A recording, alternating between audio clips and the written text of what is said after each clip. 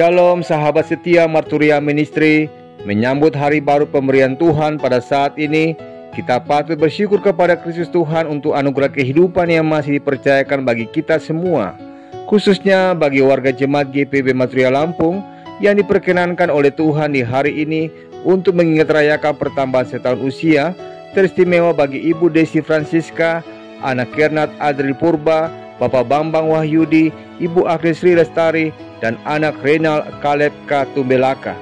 Saya ucapkan selamat dan sukses serta sehat selalu dalam menapaki hari-hari pemberian Tuhan ke depan bersama dengan Tuhan Yesus. Kiranya anugerah rahmat Kristus senantiasa menaungi dengan berkat kekuatan, kesehatan, dan hikmat-Nya, serta menyempurnakan sukacitanya bersama dengan kehidupan keluarga. Kini, sahabat setia Marturia Ministry, kita akan mendengarkan sabda Tuhan yang akan menyapa kita semua. Mendahulunya kita sehati dalam doa. Kasih karunia Allah yang melampaui segala akal memberkati dan mengurapi kita dengan kuasa Roh Kudus dan menuntun kita dengan hikmat-Nya di dalam memaknai dan melakukan sabdanya ini. Demi Kristus Yesus firman kebenaran kami berdoa. Amin. Bacaan Alkitab terambil dalam kitab Injil Yohanes pasal 8 ayat pertama hingga ayat yang ke-11 yang menyatakan, tetapi Yesus pergi ke Bukit Zaitun. Pagi-pagi benar ia berada lagi di bait Allah, dan seluruh rakyat datang kepadanya. Ia duduk dan mengajar mereka. Maka ahli-ahli Taurat dan orang-orang Farisi membawa kepadanya seorang perempuan yang kedapatan berbuat zina. Mereka menempatkan perempuan itu di tengah-tengah, lalu berkata kepada Yesus, Rabi, perempuan ini tertangkap basah ketika ia sedang berbuat zina. Musa dalam hukum Taurat memerintahkan kita untuk melempari perempuan-perempuan yang demikian. Apakah pendapatmu tentang hal itu? Mereka mengatakan hal itu untuk mencobai dia, supaya mereka memperoleh sesuatu untuk menyalahkannya. Tetapi Yesus membungkuk, lalu menulis dengan jarinya di tanah. Dan ketika mereka terus-menerus bertanya kepadanya, ia pun bangkit berdiri lalu berkata kepada mereka, barang siapa di antara kamu tidak berdosa, hendaklah ia yang pertama melemparkan batu kepada perempuan itu.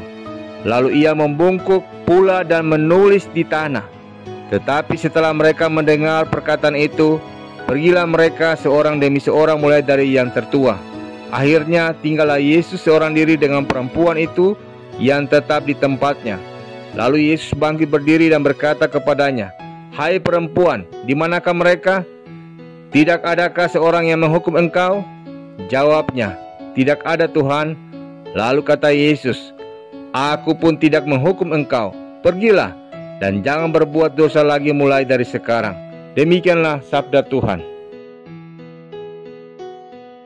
Oswald Chambers, penulis yang terkenal dalam bukunya Pengabdianku untuk Kemuliaannya, menyatakan bahwa penerimaan sejati tak mempersoalkan alasan.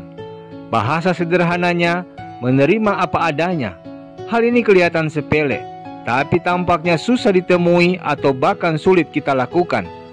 Seringkali dunia memperlakukan kita dengan cara yang berbeda. Dunia menerima kita karena kita kaya, terkenal, tampan atau cantik, pintar, dan sederet alasan sosial lainnya. Itulah alasan-alasan penerimaan yang umumnya berlaku.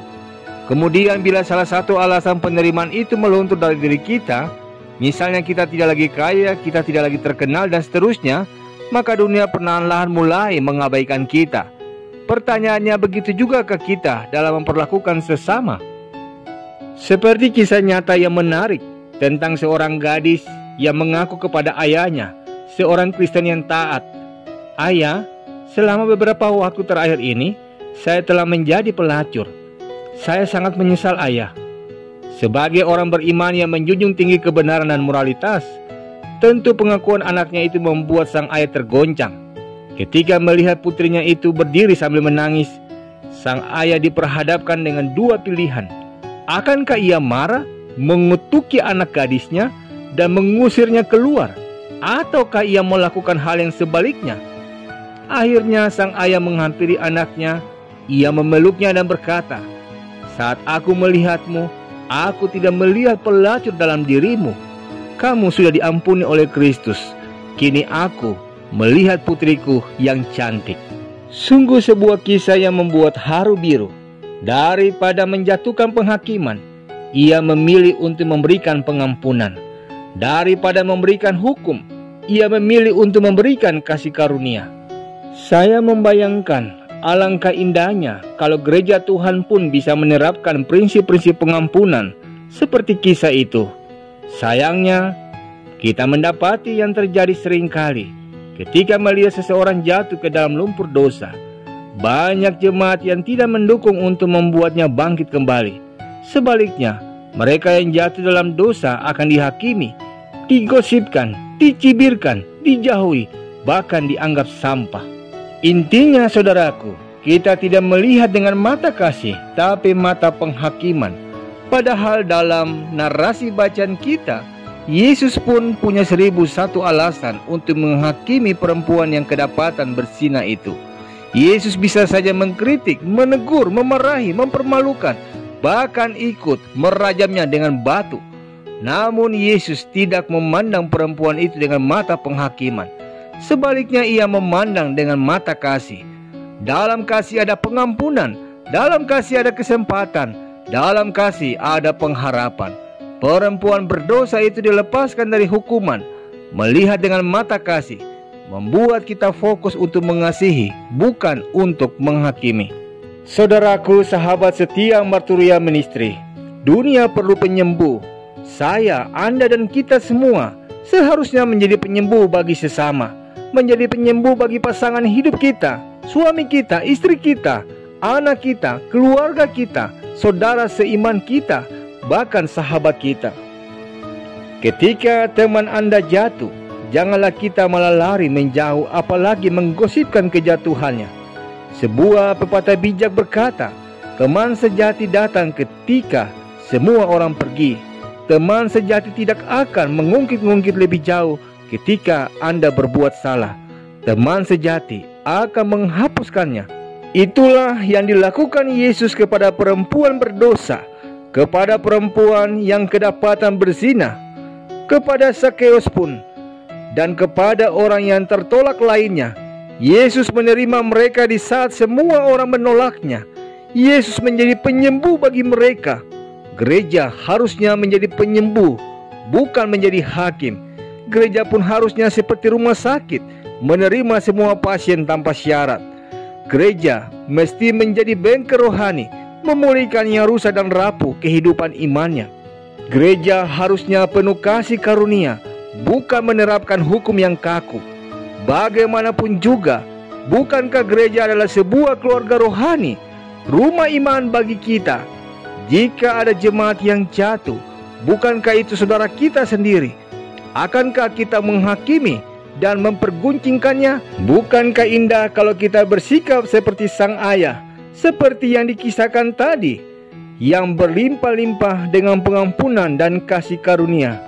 Karena itu ingatlah, seorang penyembuh tidak keberatan untuk mengambil risiko dan menjangkau mereka yang butuh pertolongan. Oleh karena sebagai gereja, kita harus menjadi penyalur pengampunan, bukan penghakiman. Amin. Sahabat setia Marturia Ministry, mengakhiri perenungan kita pada saat ini, mari kita sehati dalam doa. Syukur dan terima kasih kepadamu ya Bapa yang mulia, yang telah memberikan kami istirahat pada malam yang kami lewati dan memperkenankan kami untuk menyambut hari baru dengan beragam aktivitas yang akan kami lakukan. Tolonglah kami untuk hidup di saat ini sebagai orang yang memulai hidup hari ini bersama dengan Tuhan dan yang hidup setiap saat di hadapan-Mu dalam kasih. Kiranya hari ini hidup kami bersinar seperti terang kasih dan kebaikan di dunia ini, supaya kami boleh membawa keharuman bagi iman yang kami saksikan dan kemuliaan bagi nama Tuhan yang memiliki kami dan yang kami layani. Semua ini kami mohon hanya karena kasih-Mu. Amin. Selamat beraktivitas saudaraku, dan jadilah berkat di dalam kehidupan orang lain bagaikan butiran gula dalam secangkir kopi, meskipun tidak terlihat namun memberikan rasa manis. Tuhan memberkati.